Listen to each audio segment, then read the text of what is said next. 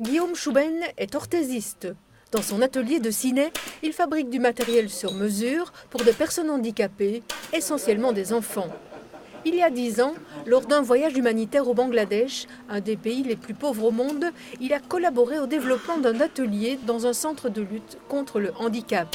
Là, on fabrique des attelles pour les enfants qui ont des déformations majeures des jambes, essentiellement dues au rachitisme. Les os des enfants se déforment, d'une part parce qu'ils sont dénutris et d'autre part parce que le calcium ne se fixe pas. Il y a un suivi régulier qui est fait par les travailleurs locaux pour leur donner du calcium en complément. Il y a des opérations qui sont faites par des chirurgiens français qui viennent plusieurs fois par an sur place pour vraiment redresser de façon très efficace.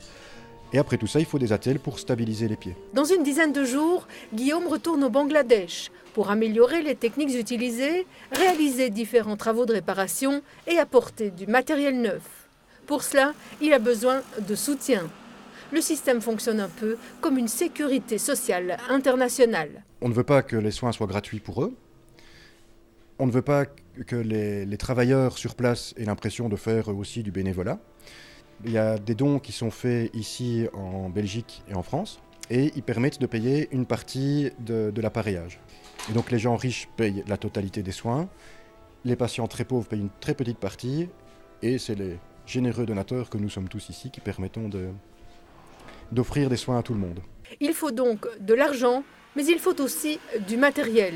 Et là, Guillaume fait appel à la générosité belge. Le matériel disponible sur place, chinois et de bas de gamme, n'est pas de qualité suffisante. J'ai besoin de visseuses, j'ai besoin de scies sauteuses, de scies circulaires, si possible du matériel neuf.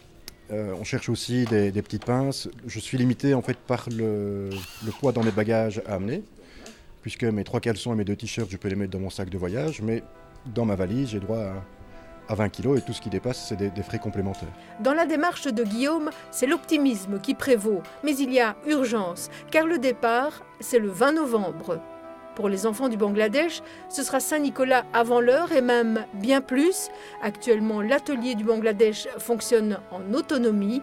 Il est même devenu une référence. Pour les enfants, c'est un avenir debout qui s'offre à eux.